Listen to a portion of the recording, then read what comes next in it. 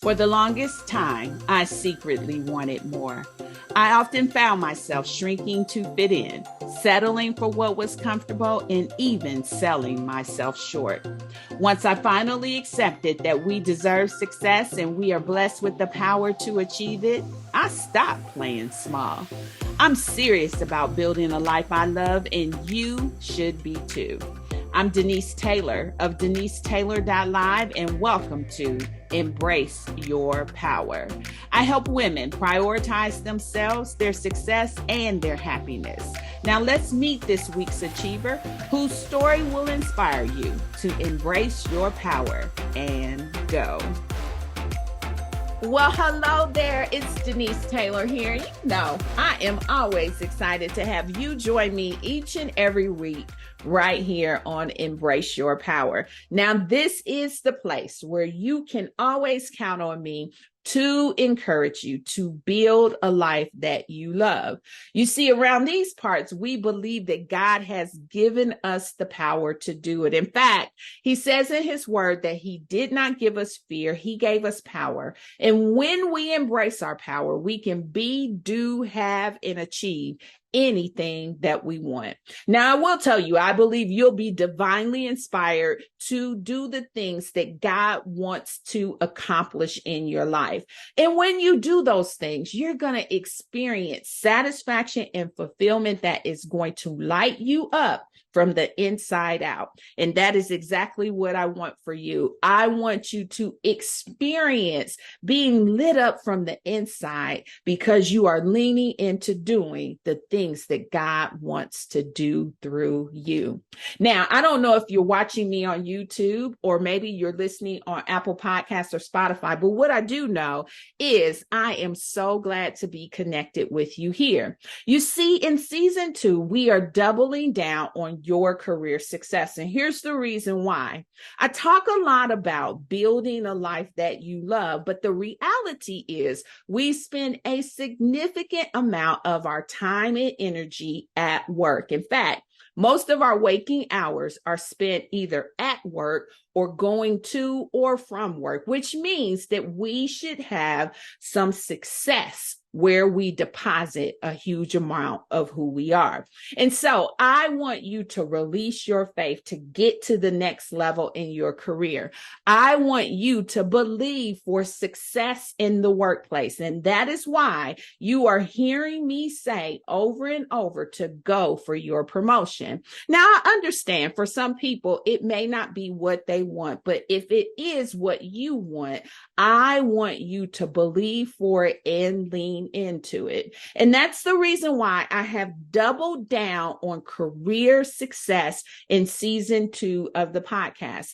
I want to support you on that journey to achieve the success that you want in your career. So much so that I now work with women to do exactly that. You see, I help women develop the skill, savvy, and momentum to get the career success that they want. And the conversations that we're now having on the podcast feed into that as well. I want you to be equipped. I want you to be prepared for the success that you want to experience. I want you to be aware. I want your senses to be alerted so that you can be savvy about how you approach. And I want you to generate the momentum. I want you to be ready to take action when opportunities open themselves up for you. I believe that we can be power leaders, and that is what I am committed to in this season. Now, if you need support, I invite you to set up time to talk to me. That's pretty easy. You can access my calendar at www.callwithdenise.live.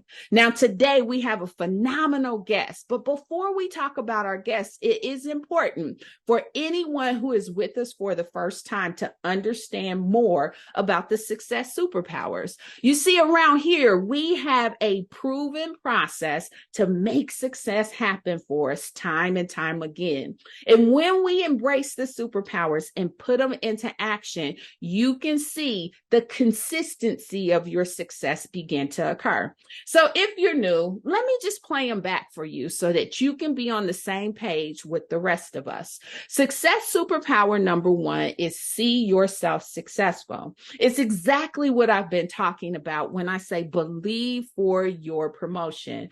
I want you to envision yourself being what it is you desire, achieving what you desire, doing what you desire, and having what you desire.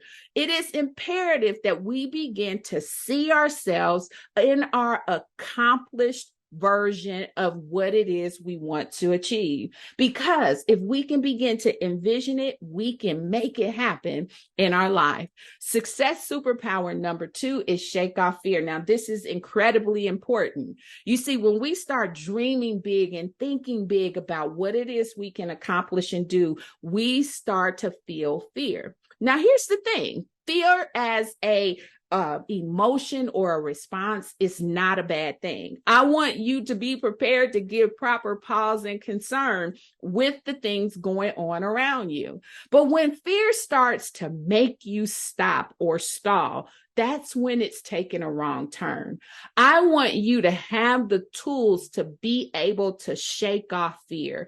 I want you to allow yourself to lean into the fear and do it afraid with appropriate support and understanding of how God has equipped you to be able to persevere in the face of fear. Success superpower number 3 is do the work. Now, this one is increasingly important because we understand how we can believe for it, but we have a role to play.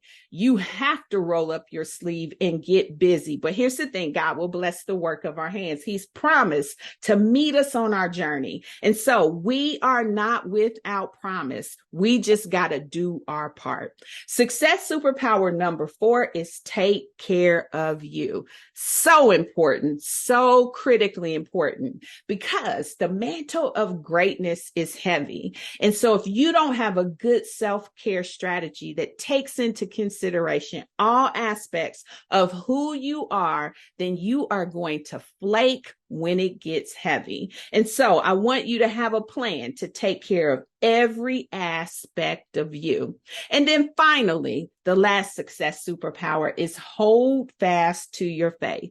And when we are persevering towards the success we want to achieve, it's very likely that we're going to run into days of contradiction, days when we expected it to go up and it goes down. We expected it to go right and it goes left. When things just don't work out the way we desire. It's in those days that we need our faith to be able to rely upon, to sustain us and to steady us as we persevere. So those success superpowers, you can apply them to any area you are in pursuit of, and they will help you achieve your goal. Now, if you've been with me in season 2, then you already know that I suggested that you get a journal so that you could take notes. In fact, I told you to label it Embrace Your Power.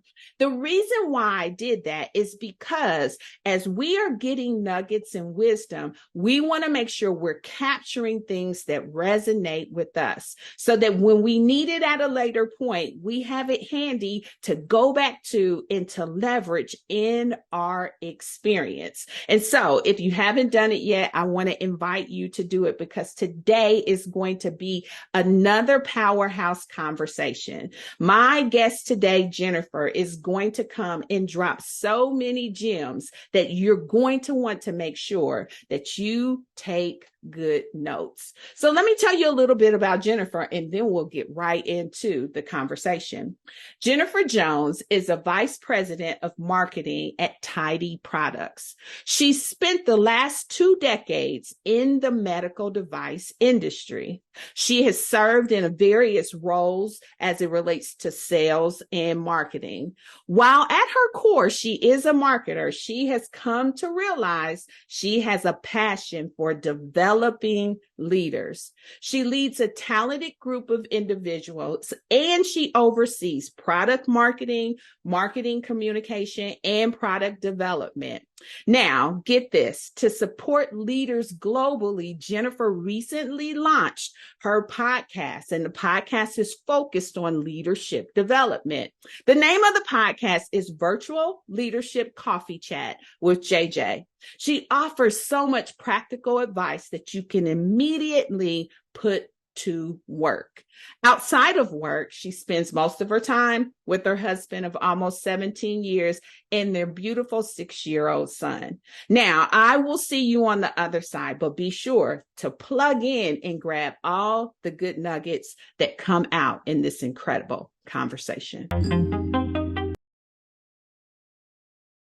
So one of the things that's always a great mark of personality is when someone can genuinely make you smile. And prior to jumping on here, Jennifer did that for me. She brightened up my day. And so I'm so excited to welcome her to Embrace Your Power. This is the place where she is going to share her career wisdom, talk about her career journey and some success she's experienced. And so I want to say welcome to you and offer you the opportunity to introduce yourself. Awesome. Well, thank you so much, Denise. It's my honor to just hang out with you and the team today. So Jennifer Jones, friends call me JJ. So by the end of the conversation, everyone feel free to call me JJ. I have my husband of almost 17 years and I have a little guy who just turned 6. It's a big deal in our house that he's no longer a 5-year-old. So he just turned 6. But beyond that, I actually am VP of marketing for TIDI Products. TIDI is a mid-sized med device organization that deals with products all the way from the physician office all the way into the OR. And so I've been doing that, been with them about 7 years. Prior to that, I spent 15 plus years with bigger medical device organizations. And so that's who I am.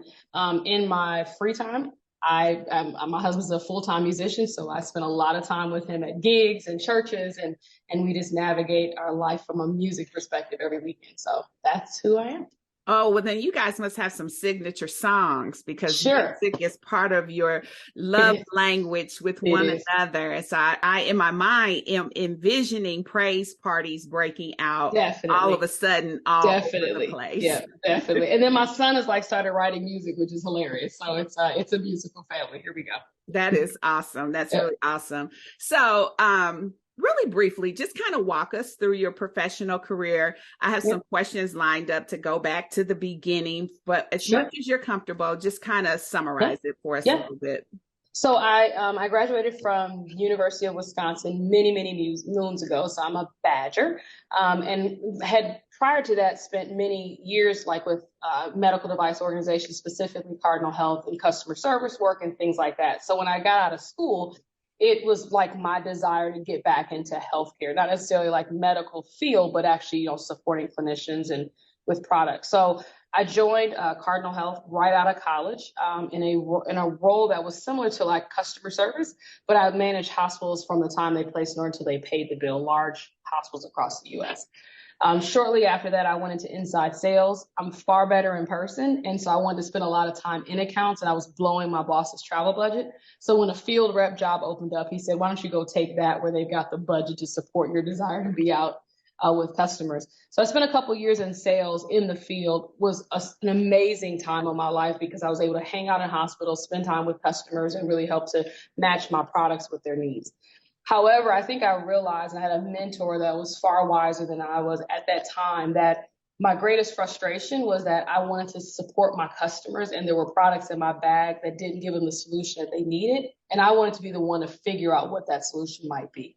And so when I shared that with her, she said, I think you might want to consider marketing.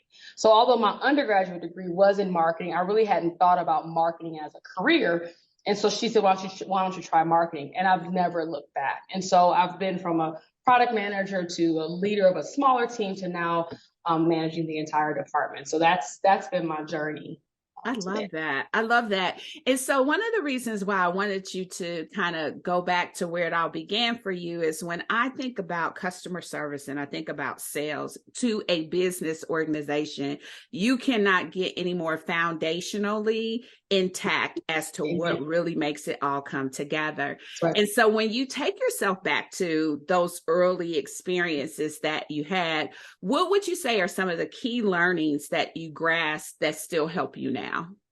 I never, ever, Denise, forget those beginning roles. I mean, even, 15, 20 years since I've done it, right? I literally can still remember walking into a hospital, having to solve a problem of a supply issue they were having because there was a patient at the end of that. And so I think from the very beginning, I learned the value of listening to my customer, but also really understanding their shoes and being able to solve their problems. And that is the baseline of marketing. It's what I tell my team every single day. That's our focus. We're only going to be successful if we can understand what our customers need and actually can deliver a solution. So being, like you said, I knew where all the bodies were buried. I knew where how we were frustrating customers and what we need to do to improve it, because I was living with them every day, not in corporate America, in the corporate office. And so that, I think, has been really the foundation of at least my marketing experience, because I now understand the power of the customer.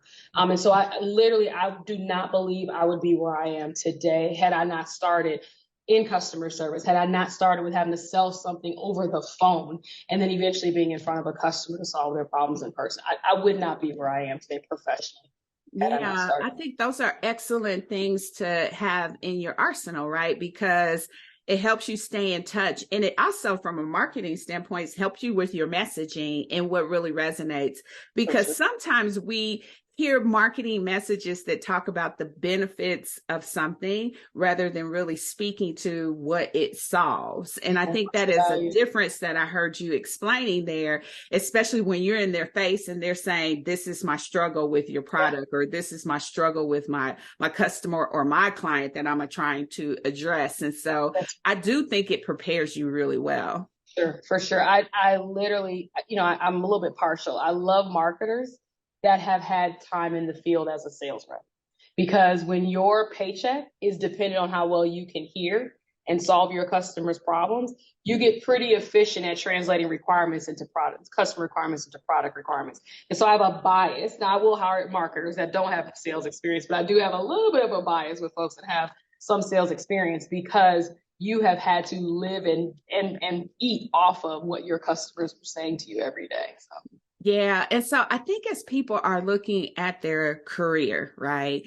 everyone wants to somehow get to this position, but I do think it's these type of experience that are part of that preparation that makes you really perform well when you get there, because you understand what the real work is and what the real needs are. Now, one of the things I heard you share it before, you shared it again today, so that tells me it sticks out a lot, is you had a mentoring relationship and she was able to see something in you, guide you to something that really set you up to soar with her partnership. So help me understand how powerful that was to you, and what did she sense and how did she help you? I am fortunate, Denise, to have had some really authentic people mentor me, right? I never felt like I had mentors that were just trying to check the box, right? To say that I'm mentors. Like, they literally were invested in not only my professional life, but also my personal life. And so I think because she approached the mentorship wanting to know Jennifer, like I was very early in my marriage, like all these things, she was very much focused on the whole person. When it came to career advice, she had already invested enough in me, for me to trust that she was not going to lead me astray. I think the other part for me was that it was consistent. One of the things that I tell people a lot about mentoring relationships is sometimes we think we need a mentor when we need to make a job change or we want to get the promotion. But mentorship should be something you're consistently doing. So I wasn't meeting with her just for the purpose of I want to get to the next job. I was just meeting with her because she was like 20 years my senior, had been doing this for a long time. I wanted to just learn from her on my daily journey in the role I was in today. So I think because of that, we had consistency. She knew the ins and outs of my role. So when it got to a place, she was like, I think you should consider marketing. I could do nothing but trust her because we had gained that level of respect, because she was concerned about me and really kind of understood my ins and outs. And here's the other part, there's power in wise counsel, right? Like the Bible says, if you don't have wisdom, like go buy it, like go get wisdom. And I think sometimes we so folks in my generation are a little bit younger, we forget that like people have been there, done that. Like let's appreciate that wisdom and follow through. So I think that for me was hands down, okay, if you think I should go into marketing, let's go. Like why not? I'm going to trust that you're going to lead me to the right place. So one of the things that I found is I continue to work with people is this. We've heard for so long that we don't do a good job of asking for help. So we have really matured ourselves to say, okay, I'm going to ask. But where we struggle is accepting the help once it reveals itself. So we're past the hurdle of asking. We'll ask for it, but we really don't allow ourselves to be open. And what I sensed in your relationship with her, and not just her, it sounds like it's part of who you are, is that you have a willingness to hearken to advice, to wisdom, especially when it's a value and trusted relationship. How did that come to be? Was it something about her that made you feel safe, or was it something about your personality? Like, how did you really allow yourself to lean into that wisdom?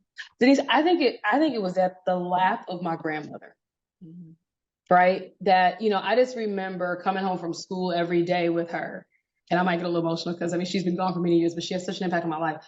And she would take the time to show me how to make something in the kitchen, or she would take the time and just share her experience in the Depression. And I learned more from her sitting at her feet than I did in the classroom, just about life, things that like even today, some 20, 30 years later, I still can pull on those experiences. So I think it happened with my grandmother, the power of wisdom and the power of trusted advice and the power of like I can sit at your feet, but if I'm not going to do anything with it, then I'm wasting both of our times. And I think for me, it's like this lady was like having lunch with me. She was paying to have lunch with me, right? I'm the mentee, and she's giving me wisdom. How dare I not take advantage of that? And here's the other part. Like, my grandmother was an amazing cook. Why wouldn't I take her feedback or her coaching? This lady was like a VP. So obviously she knew what she was doing. So why would I dare question the advice and the counsel that she was providing for me? I love that. And one of the things that I think is also a byproduct of mentoring relationships is the realization that it collapses time, right? And what I mean by that, you and I both have been in the position where we brought in consultants for whatever reason within our organization, and we did it even though we knew our team could ramp up and get up to speed and begin to learn it. But we brought them in because we wanted to collapse time. That's right. We wanted to get there quickly. In like manner, we can adopt those same principles, right? In our career, in our life, if we would bring in people, trusted resources that can speak into our lives, it collapses time. And I would imagine that it cut down your swirl. For sure. It cut down your frustration. For sure. And it allowed you to get in position to accelerate and go fast. For sure. Yeah, I don't feel like I spun out. And I've had folks in my, that I've mentored, even folks that have worked for me, that I've seen them spin out for years because they want to go a direction they didn't get good counsel for. Like, I don't, if I look back on my career, I don't feel there was ever a time where I'm like, I was working and I wanted to do something different, but I didn't know how to get there. Like, I always felt like the time I was spending in a job was purposeful. And when it was time to make a transition, it was the right point, because I had, again, really good mentors that would kind of guide me or say, okay, now it's kind of time for the next step. I think you waste a lot of time. And I don't know if there's like this badge of honor, like that we want to struggle to get there. Like, why? Like, I mean, the sooner we can get there, the greater impact we can make. There's like not a badge of honor to say that I struggled, because no matter what, there's going to be hard work. It's not like she did the work when I got in the seat. I still had to work hard in the role, but she helped to kind of pave the path for me. I love that. I love that. So one of the things you shared, and I loved how you expressed it, you said you didn't know that you would become the VP of marketing, but you did recognize opportunities, and even more, you allowed yourself to seize them. Mm-hmm. And to me, that's very powerful because one, some people struggle to recognize opportunity when it shows up, and they struggle to seize the opportunity when it arrives. I had a pastor once say, and it's something I still say often, is that the opportunity of a lifetime must be seized in the lifetime of that That's opportunity. Right. Amen. Yeah, And amen. so how did you position yourself and learn to recognize opportunity and seize them? So I think one, again, mentorship is super critical. Every juncture I've had, and it's not just been this one individual mentor, but I've had someone that could be a sounding board to say, does this make sense? I think the other part for me was I tell people all the time, like, your career will find you. I don't think you got to strive after it. Like, anytime I felt like I was striving after a position, it probably was not right for me. And so when someone would come and say, hey, here's an opportunity, if it just kind of was like flowing relatively easy, it felt like it was the path that like God had grace for me to take. I'll never forget the one time I like went out on my own and I thought I wanted to go do this pharmaceutical role, right? And I showed up at this interview. It was like the worst interview I'd ever done. They were so critical of me. And I literally sat there and I'm like, why am I even here? This was literally Jennifer saying, I think I should do something different versus following the normal path that has been the success for me. So every single moment when the door has opened, like, my faith is true in this. I let God like kind of give me the peace about it. And for me, the peace is, if it's easy, I should not have to strive after it.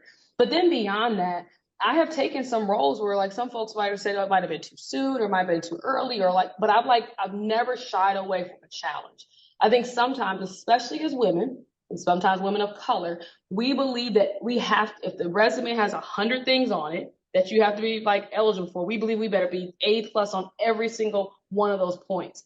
When other folks will say, well, if I've got 10, I'm applying for this job, the job is for me, right? And so I think we also have to recognize that no one expects you to be 100% in the role. And so if it's going to be a stretch, that's okay. That doesn't mean it's not the right role for you. So I've always tried to like not sell myself out if it felt like it was the right next step in my career. I often tell my daughters, you go as far as favor is going to take you. Amen. Right? Amen. And so you take that next step and you see if you can find favor there. And if the door closes, then you know that door closes. That wasn't for you. Yeah. I have been in a position, and you may have either had this experience in your career or seen it happen, where they changed the position to fit what you brought to the table. Yes, right? Absolutely. And so if you don't at least go knocking on the door, they may be so in love with a strength that they didn't recognize was necessary, so in love with your ability to lead, to collaborate, to secure buy-in, to all these other things, that they can morph that position to be what it needs to be to get you in it. And so I agree with you that we have to be willing to just keep going after the opportunities until there is no more in that. That's right. Exactly. So true. So, I mean, it's funny you say that, because I remember, like, again, this first marketing job, I remember when they were like, when I had talked to the hiring manager, like, oh, we're going to have you do these 4 or 5 different steps, and you have to go through these, like, this panel interview, and you go through this presentation, and blah, blah, blah. And I literally had one interview, and then, like, I got an offer. Like, all that other stuff didn't happen. But that, like, that's not me. That's God's grace on my life. And I believe that for me, that all it took was something in that room to let them understand this is somebody I want on my team. And that's because, and again, in that, I'll probably tackle something later that I'll talk about Denise, is that you have to show up with your authentic self. Like we don't have to show up with airs or trying to be something we're not. Who are you authentically? And that speaks to the heart of people. And then that's where a connection happens and grace like can manifest. So yeah, I'm all for, like, don't try to make the job. Don't try to be perfect for the role. Be perfect for the timing in that role. I love that. I love that. So there was something that you called out when you finally reached that point, and you learned it fast and right away when you became a leader of people. And there was some changes that were involved. There was a lot of dynamics going on, but I think the nuggets that you pulled out of that were quite rich. So help us understand more about what that new experience was for you becoming a leader of people.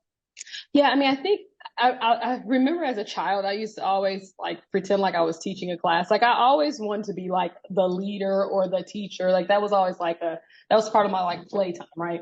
So I think when I finally got to the opportunity to lead people, I was like really excited about what that meant.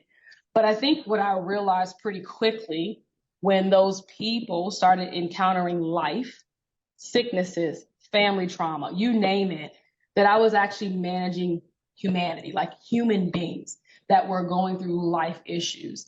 And as a manager, it had somewhat to do with the work, but it had more to do with the fact that I am their leader through this thing called life, and I get them 8 hours a day. It took the responsibility of leadership to a completely different level. And I think for me, what I also realized in that season what my calling was, right? Because up until that point, I was like a marketer. I was doing pretty well, but I didn't realize what God had called me to do. I grew up in the church, right? And so a lot of times when you grow up in church, you think callings is like you got to be a pastor at a church. You got to do like something in the church. But I always felt like the church was my filling station. And I was getting filled to go do something in the marketplace. And I think that didn't open up for me until I became a leader of people and realized that people encountered life issues. And as their leader, you're probably going to have to walk them through that. I don't think everyone does that well, but good leaders do that well. Good leaders lead people. They don't lead work. Mm-hmm.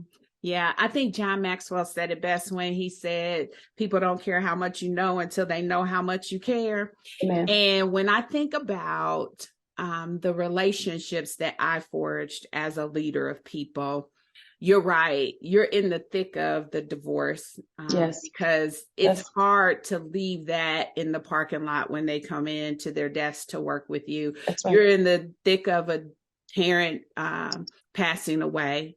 Yes. You're in the thick of a sick child in the hospital. You're in the thick of all of that with them.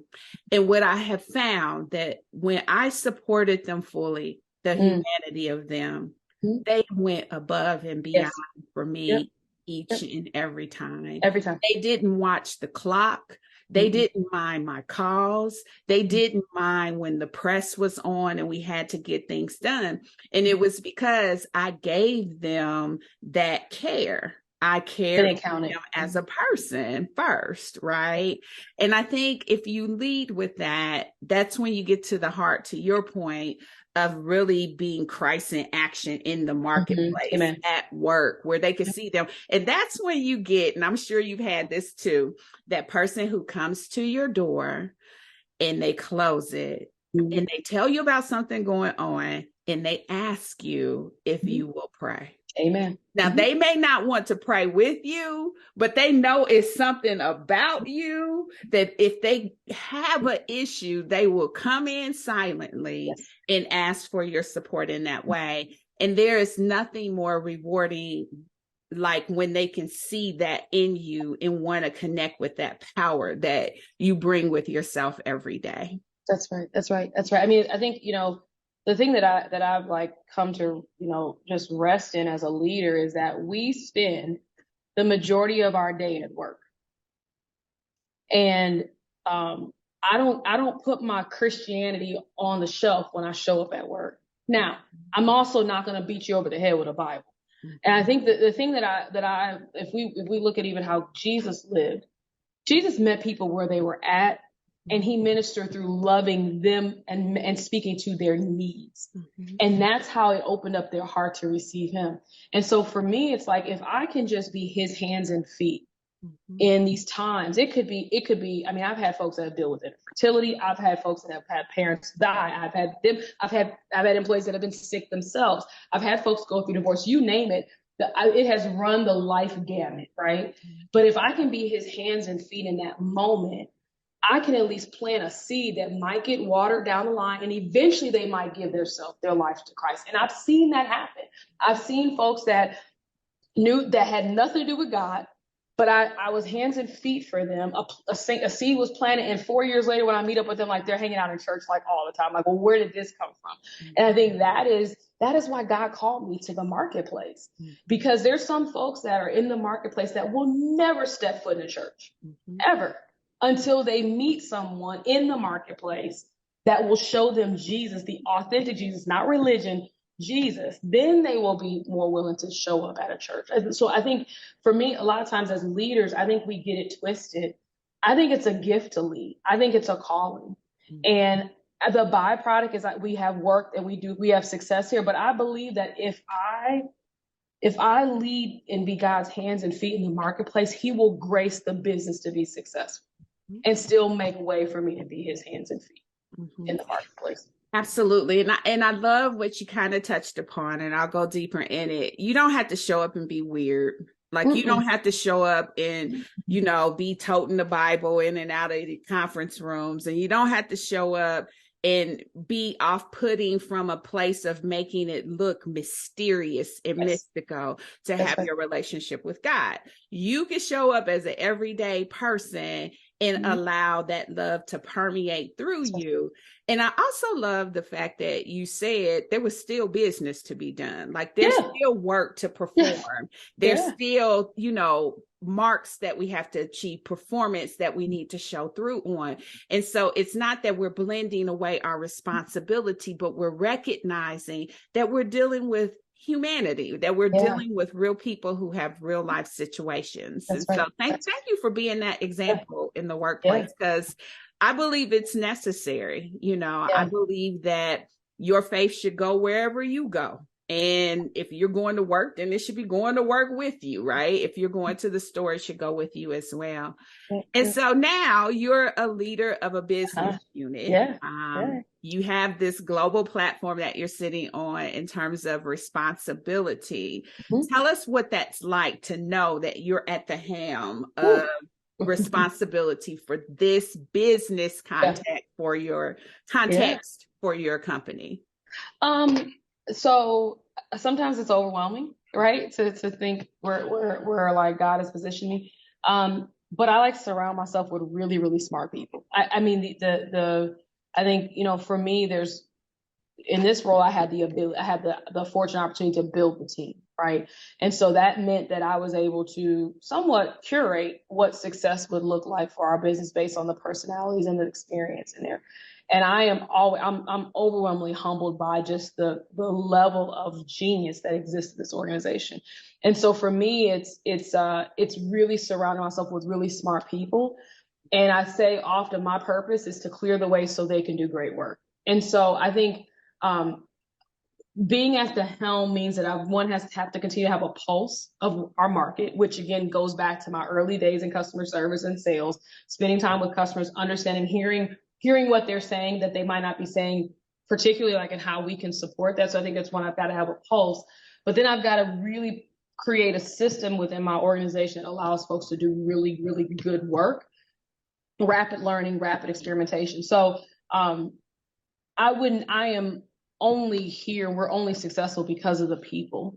But I think at the end of the day, it really has a lot to do with balancing ears to the ground in the market and then creating a space where people can do great work. And it could be a $50 million portfolio. It could be $100 million portfolio. It could be $500 million. I mean, you name it, that same play still creates success.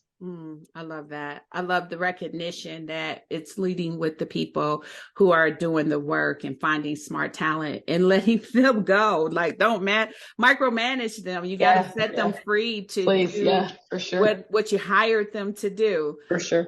So I'm going to let statistics tell this story, and then I'm going to let you come in with your experience, right? Because I don't want it to be said that Jennifer said this. Okay. So the reality is when we talk about Black women, white men are 8 times more likely to be executives than Black women. White women are 4.5 times more likely to be leaders in organizations. So that tells me that there are often times that people like me and you who have reach different levels, senior levels within organizations will walk into the room and there will not be very many of us in there. Nope. not a whole lot who look like us, who represent our experience and our culture.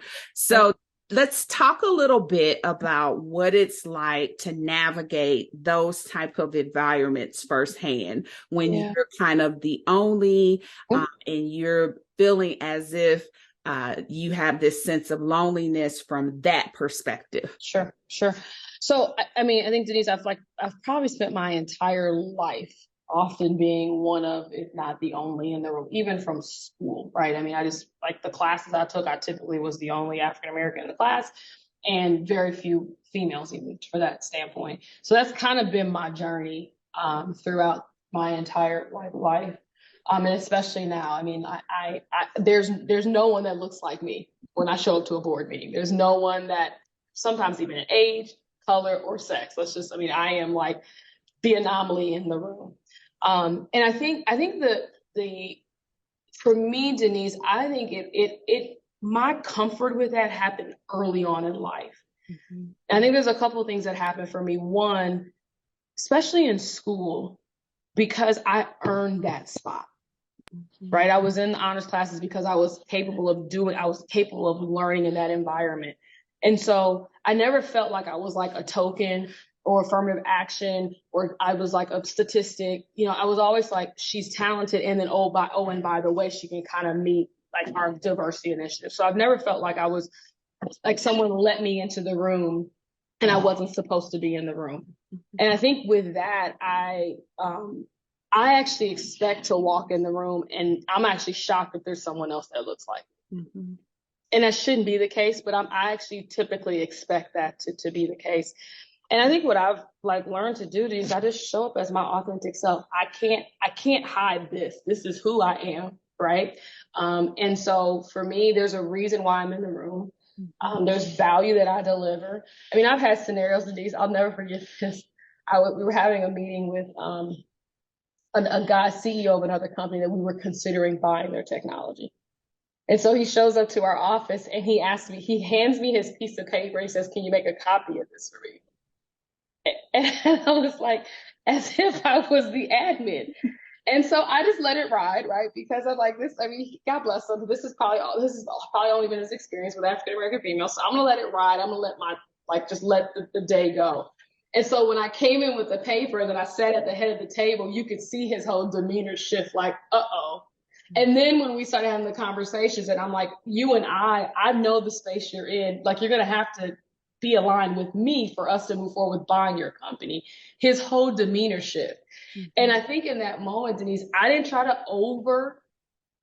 dramatize who I was. I didn't even tell him my title. I just sat at the table and I was Jennifer Jones. It happened to be the VP of marketing in the organization. So I've had scenarios like that. I almost expect it. And I can't even get upset for it. We shouldn't still be in this. We still shouldn't be experiencing this. But when Jesus on the cross, he said, "Forgive them, for they know not what they do." Like, this is still, people don't know what they do. Mm-hmm. And I have to expect that. But I'm not going to alter who I am. But I'm also not going to overcompensate or hide who I am to have a seat at the table. Yeah, I love the authenticity. I'll tell you, one of the times I made the mistake was when I had joined a new organization. It was a building materials organization. And so I had been, I guess, briefed, if you will, that when you go out to the field, right, you want to try to blend in as much as you can, right? And so I'm a bling girl. So, I like the bling that's just who I am. Yeah. I love it. Yeah. I went to the field and I tried to tone it down, right? I tried to thin it out. And I was so incredibly uncomfortable the entire time that I was like, I will never do this again. And if my bling is too much for them to handle, this may not be the place for me. Exactly. And so I agree with you, because one, there has to be someone who shows up to let them know that I bring all this with me, but I didn't just get let in here. No, I've Right? earned my seat. I earned my seat at That's this right. table, That's and right. I belong here, and I'm gonna bring all of who All of I me. am to Mhm, the table with me. And so I mhm. love that you honed in on authenticity. And I too have had those moments where there was some very assuming people about your role, very assuming about who you were in the landscape of the room. And I have been inappropriately assumed or misassumed, if you will. And Yep. so it is very eye-opening to watch Yeah. that contradiction Uh-huh. Uh-huh. shift from Yeah. across the Yeah. table, because you Mhm, can almost mhm, visibly see that mhm. person reckoning Uh-huh. and interrogating their own Yeah. thoughts, which That's right. tells me that authenticity is the way to That's be right. if you Amen. want to shift those perspectives. That's right. Because when it collides with the truth of who you are, they have to reckon with That's right. resolving their Exactly. preconceived notion. Exactly. Exactly. I mean, that to go back to that example, right? Probably one of my biggest fans now to this day, right? Just because of that moment. And also I again, this is another grace moment. I Mhm. extended him grace because I could have took that a completely different way, right? But I chose to let the process be as it may. And again, like unfortunately, we are products of our upbringing. We're products of our country, and not everyone has had the level of experience. And so I understand why he thought I was the secretary. But Mhm. by the time we left that meeting, he realized I was the VP. So I mean, like that's all that matters. And at the end of the day, like he knows who JJ is authentically, and I that's love that. I love it, love it, love it. Now, I had a experience similar to yours where I was brought into an organization to start a brand new business context that didn't mm-hmm. exist before. Mine was around innovation and technology, just because Uh-huh. that's my wheelhouse. Yours was walking in to establish an entire marketing organization. Yeah, And yeah. when you're building something new, it's almost like a startup vibe, Uh-huh. right? Uh-huh. Because for me, I was the first person on the team, you know, and so it's That's like right. you got to That's right. build. First, you got to figure out what structure you need, and That's then right. you got to That's put right. some meat on the bones Yeah, by yeah, bringing yeah. people in. Yep, Talk yep. about what that's like and that Mhm. responsibility of being the architect and the Mhm. builder of that new business aspect. Yeah. I think really good question, especially at this point in my journey here. So I walk into this organization. I'd had many years of experience at multi-billion-dollar publicly traded companies. So I knew what marketing looked like in this space. And then I show up in this company here, and I'm like, oh my Lord, like it's like two different worlds almost, right? And I think the first part for me was I could not fix and do everything at once. So I had to figure out how could we get started to begin to make an impact. And in particular for TIDI, my focus was no one knew who we were. No one in the market knew the beauty of this beautiful product line that they had. No one knew it. And so my job was to build a marketing organization that could basically put TIDI on the map. So that impacted my hiring. It impacted our where we focused our kind of our initial kind of priorities. All of that impacted that. And then we began the evolution of now that people know who we are, now we need to put more products in the portfolio that can augment the branding that's out there. So that meant that we had to now invest in engineering. And then now that we have this product category that's now showing up in different segments, now we've got to engage in digital marketing. So it has literally led to the building blocks of the organization. Where we are today looks nothing like where we were 7 years ago because we've consistently evolved. And so, honestly, Denise was the first time I had done it, so that there was no playbook here. I had to literally go like what is the greatest impact we can make in the shortest amount of time? What's the talent I need to get us there? And how do we rapidly move forward through a lot of experimentation to get to where we are today? I'm humbled by how far we've come.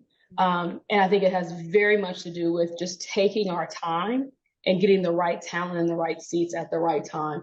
I didn't get it right on every hire. We didn't get it right with every step, but I think we've definitely made an impact in the value of this business as it becomes. Now, one of the things you called out as a key learning as a new leader of people is recognizing the power of managing and leading the humanity of who they were. When you got into building this organization, you shared that your revelation was you were called to build and develop leaders. Mm-hmm. And that's a little bit different, right? Mm-hmm. When you're managing individual contributors, you definitely have aspect of care. You have aspect of driving those performance results hands-on that way. But when you have leaders of people, that becomes a little bit different. So help me understand some of the things that you've learned about being a developer of leaders. It's a really good question, Denise. You know, when the stage I'm at in my career right now, I do not have the day-to-day interaction with the majority of my people that I did 6-7 years ago when I was when I was the leader of the folks closest to the work. And so, you know, it's true that most people leave their leaders, not the company. And also, when you think about development, right? People always want to be developed. Development doesn't happen by sending someone to a course. It's the daily interaction with their leaders. And I think what I began to realize is that leadership, especially where I sit today, is I've got to have folks that are equipped to support their folks through the life stuff, right? Because I can't jump in every time there's a life issue, right? They have to be able to hold their hand through that process. They also have to have leaders that are are equipped to develop, because I can't be in every meeting to develop the talent and coach the talent. So I've literally spent probably the last 4 or 5 years focusing on how do my leaders develop, support, and equip their people. And the reality is that most of us, that is not something that's focused on when we talk about leadership development. Most of us learn that trial by fire, right? You have folks that, like, maybe for me, like, I hitched my wagon to developing people, but most folks hitch their wagon on just telling people what to do, not developing people. And so I've had to really help my leaders understand, no, your job is to support and equip. They oftentimes, in fact, I'm coming off of our quarterly check-in, one of the questions I'll ask them is like, why are you doing that work? Like, who on your team can you delegate that work to? Because I need you to open up more capacity to coach, support, and equip your people. And so I think for me, as I now have the privilege of leading leaders, I see that we do our leaders disservice because we don't equip them for that part of leadership. Because I'll tell you, I don't know that I did it well when I was leading the close to the work. I probably spent more time telling them what to do, or directing the work, or doing the work myself, versus supporting and equipping them to do it on their own. And you know, it's respectful to do that, but it's also impactful. Like, if everyone's operating at their highest capacity individually, we can knock down walls. But if everyone if the leader has to do the work, we're hampered by how far we can go. So powerful. So here's what I get out of everything that we've talked about. If I had to sum it up, one of the things that I think is a fundamental belief that I sense from you is the necessity to pay it forward. Yeah. Why is that important to you? I wouldn't be here today if folks hadn't done that to me. If my math teacher didn't pay it forward and spend time with me to make sure I could master calculus, if my African American studies professor wouldn't pay it forward and make sure I wrote the best paper that would be like could be competitive to a graduate student, if my mentor didn't tell me to go to marketing, like, if I would not be where I am today if folks had not made a choice to pay it forward. And so I think that's the only way that we can continue to be successful. You don't learn these things in a classroom. And it's actually disrespectful to all those before you if you don't pay it forward. It would be heartbreaking for me for folks that I've poured into to not pour it forward. Like, that would just be the greatest disservice to the time that we spent. I don't want you just to be successful for you. I want you to continue to breathe that success in the future. So yeah, I am a strong believer of paying it forward. And I think the other part that I would just challenge folks to think about is this: you don't have to be a VP of marketing to be a mentor. You can be a sales rep 2 years in and mentor someone that just started a year ago. Like, so you don't need this longevity of experience to be, now I'm okay, now I can be a mentor. No, there is someone that will benefit from your experience and your wisdom. Don't wait until you arrive before you decide to start mentoring people. And I'll tell you one other thing is, every mentoring relationship that I've learned. It's not just been one way. I've learned so much from my mentees. So it's not even about I'm just pouring out, I'm getting nothing in return. I get so much from the people that share their life with me and give me the opportunity to give them some perspective on what they might do differently. Every time I learn something, it's a gift. Well, we're 5 weeks into this now, so you already know it is time for your empowering moment. This is the time where I take a pause for the calls to help you get out of your own way and jumpstart your success. During this time, I always feature aspects of my book, Embrace Your Power and Go. And if you have the book, you can follow right along with me. Now, every day throughout the book, there's a corresponding scripture that you can take as a promise. There's a passage that I have personally penned to encourage you to grow. There's an affirmation to seal the deal for whatever the lesson is for the day. And there's a section where you can journal your takeaways and your goals. We are on day 5 of the 30-day journey. And the focus for day 5 is this: faith won't work unless you do. The scripture reference for the day is this: in the same way, faith by itself, if it is not accompanied by action, is dead. That's James 2:17. Now, on this day, you know I am energizing your faith. I am talking about why it is necessary for you to release and activate your faith. And I seal out the day with this affirmation that I want you to receive now. My daily actions demonstrate my faith. Today, I take strategic, decisive, and intentional action towards my purpose and my goals. My thoughts, words, decisions, and actions are in full alignment with what I believe. That's what I want for you. I want you to lean into your faith, into what you believe, and I hope that you will receive that today. Now, if this resonates with you, you absolutely can get a copy of the book. Go ahead and put your Prime to work. It's available on Amazon. The title of the book, again, is Embrace Your Power and Go.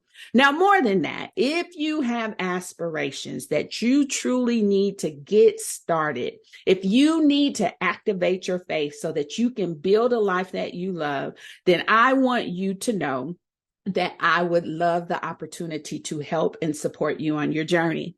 You see, one of the things that I know to be true is oftentimes we lean into doing things alone, but I want you to know that the wisest decision you can make is to get help. And the way you do that with me is you access my calendar, and it's pretty easy. If you go to www.callwithdenise.live, my calendar will open up for you. You can access a time on there for us, and I will give you a call. Now, I want you to know my sweet spot is helping women get out of their own way to build a life that you love. And I want to see you get to the success that you want and desire. And if you're on board with all of that, then I know we'll be talking soon. Now let's get back into it.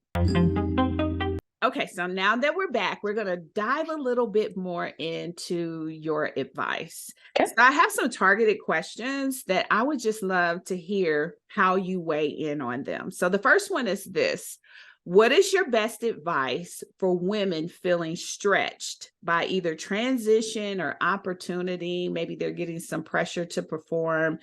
How would you advise them? I would say, first of all, take a breather. Mm-hmm. Sometimes when we're stretched, that's a sign that you might need to rest. There's power in resting, because you might have, one of the things I've seen in myself is sometimes I sign up for too much. In rest, you can determine, am I going beyond where I should be today? Also in rest, it gives you an opportunity to recoup. So if you're feeling stretched, if you're feeling like you're being asked to do more than you can, take a pause and reassess. Give yourself that gift of rest. Oh, I love that. What's your best advice for women struggling to fit in at work? So they're finding it hard to be accepted or understood. I would challenge you to be your authentic self. I think sometimes when you struggle to fit in, it's because you're struggling to fit into the person that you're trying to make yourself to be. It's a lot easier to fit in when you show up as yourself. Show up as your authentic self. Bring all of you to the table. It'll be a lot easier to fit in. I love that.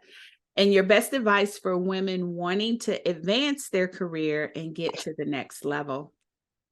I would say one, get a mentor and then get another one and then get one more mentor. I think all of those folks will help you understand what next looks like. My advice for mentorship is three things. One, find someone that you used to work for because they know you. So they know your ins and outs, they know your weaknesses, they know you. So it's a lot easier to kind of get perspective. And usually they're working somewhere else, so they've got even perspective on different industries or different companies. Second, find someone who's where you want to be. Okay, so pick that second minute. And the third one, find someone that doesn't even work in your industry. I actually suggest, especially as women, go find a seasoned woman in the community that might be the church mother or that might like have nothing to do with your industry because they'll have a way of helping you stay balanced in what's next. So if you want to go to the next step, get yourself a mentor. The next thing I would say is do not sell yourself short. If there's an opportunity that you're interested in, don't pull the job description out and make sure that you check all 12 boxes. If you check 5, go have a conversation. If you check 2, go have a conversation. Don't limit yourself to perfection. I love that. I love that. So I have these 12 skills that I believe every power leader should know. Every Black woman in corporate America should know this. In the interest of time, instead of asking you all 12, I'll have you pick 3 numbers. Okay. And then based on the 3 you pick, I will have you respond. Okay. So I'll do 6 because my baby just turned 6. I will do 11 and 12. All right. Number 6 is this. What's your best advice for how to take feedback without taking offense? Ooh, great question.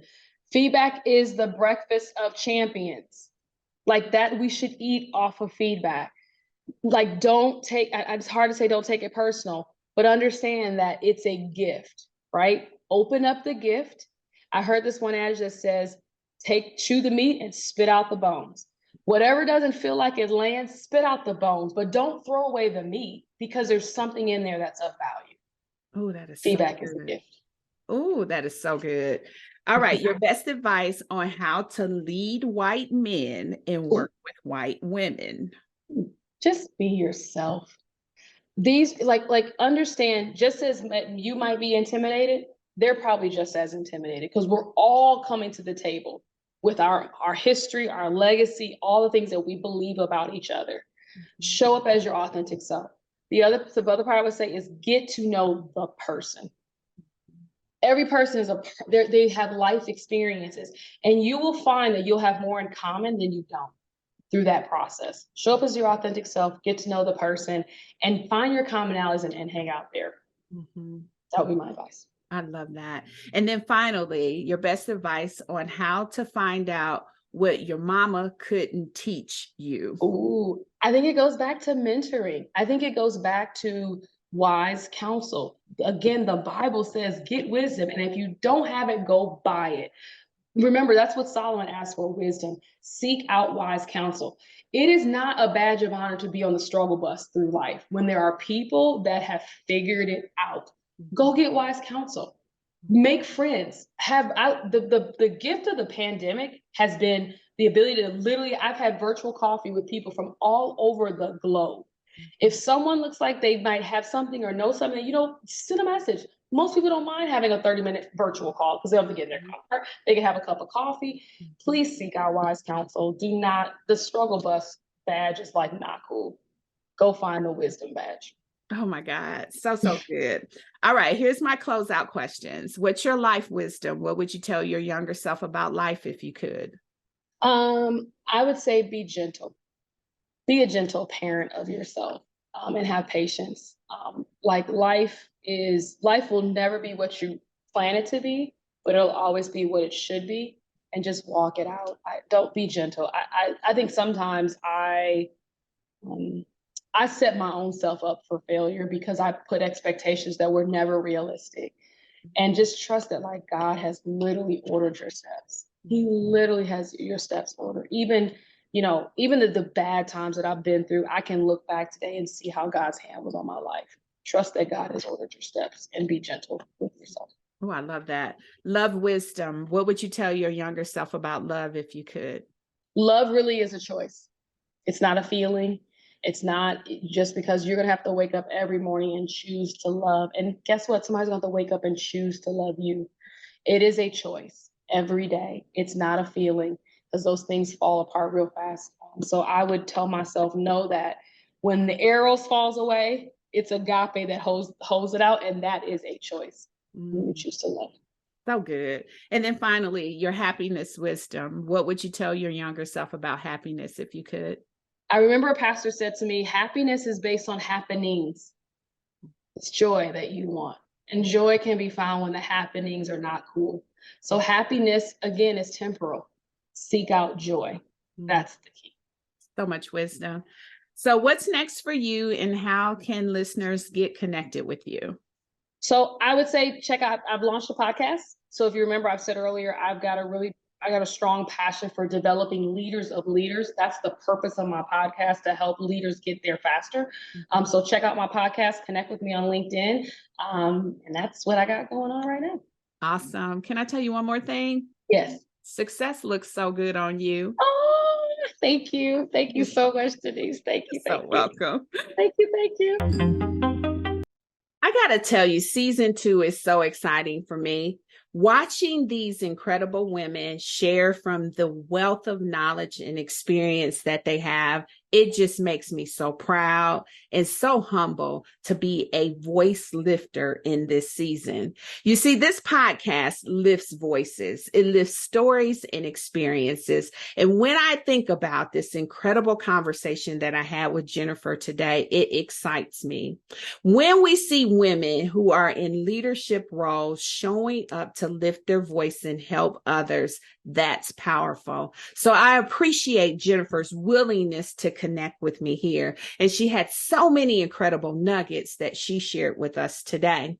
So when I think about the conversation, you already know I was bubbling on the inside when she started talking about the power of a mentoring relationship. In fact, when I think about all the women in season 2 that I've talked with so far, all of them have placed a high degree of value on mentoring relationships. I always talk about how success leaves clues. There's a big one there. If these women are saying mentoring relationships are necessary to accelerate success, we should take notice. Jennifer talked about some of the characteristics of the relationship she has established, and I can relate to that. Mentoring relationships must be undergirded with trust. You must be willing to allow that person to guide you through the experience that you are trying to accomplish. And I also love that she tapped in and talked about the authenticity that's necessary for them to perform well. Mentoring relationships will always be a benefit and asset to you. You hear me say all the time that partnership accelerates progress, but strategic relationships accelerate success. Mentor relationships are strategic relationships, and they will always accelerate our success. I also love the nugget that she shared when she talked about having the ability to recognize opportunity and allow herself to seize it. That's a really good point. You see, many of us sit looking out this proverbial window at opportunities passing us by. And until we are willing to get in the ring, get in the game, get out of our seat, and get busy at seizing them, they will always elude us. We have to activate our hands. I talked earlier in the podcast about the necessity to do the work. It comes with a promise. God will bless the work of our hands. But if we're not doing anything to seize those opportunities when they present themselves, then we are not giving him anything to bless. In this season, I am committed to helping women leaders get the career success that they want and deserve. I have a proven plan and process to help you accelerate your success. It starts with developing skills, it continues with developing your savvy, and it ultimately blends those together to create momentum. I've said it enough now that you've heard. Doing a good job alone will not get you promoted. You have to make a power impact that gets the attention for all the promotable reasons. And that's what I want to help you do. The easiest way for us to get connected is for you to book a call with me. You see, on a discovery call, it gives a chance for me to ask questions and understand more about you and what it is that you want to achieve. And if I believe I can help you, then I'll make a recommendation that includes my services so that you'll know the best next step to take. And so I want to invite you to book a call with me. It's real simple to do. If you go to www.callwithdenise.live, here's what's going to happen. A calendar is going to open up. That's my calendar. You can book a time for us that works well for you. When that time comes, I am going to call you on the phone. I am going to talk with you personally. I'm going to ask you a few questions so that I can understand more about the dynamics at play, and then I will make a professional recommendation on your best next step. It's really simple. It's not a high-pressured sales call because I only offer my services in cases where I believe there's a high probability that we can get success. I want you to achieve what it is, but I do know that success leaves clues. And one of the clues that we got today is that mentoring relationships make a world of difference. And so I'd love to talk with you soon. My calendar is open to you. Now, I do want you to join me next week because the incredible conversations continue. We've got such a great lineup on this season. And so if you haven't yet rated or reviewed the podcast, I definitely want to encourage you to do that. And of course, if you have not subscribed, what are you waiting on? We want to make sure that we meet back here at the same time on Thursday. So I will see you next week. Have a good one. Now, if you love this episode, you're going to want to access the free resource I curated just for you. The Power Leader Toolkit is absolutely free, and it includes 3 power-packed career transforming resources that will help you change the game and build the career that you want and deserve. It includes my powerful training, The 7 Habits of Highly Successful Women. Now, you can get your hands on this toolkit right now. And as I said, it's absolutely free. You can access it at www.powerleadertoolkit.live. Again, that's www.powerleadertoolkit.live. And of course, I'll be back next week with more power leader strategies to help you transform your career. But until then, remember to always embrace your power and go.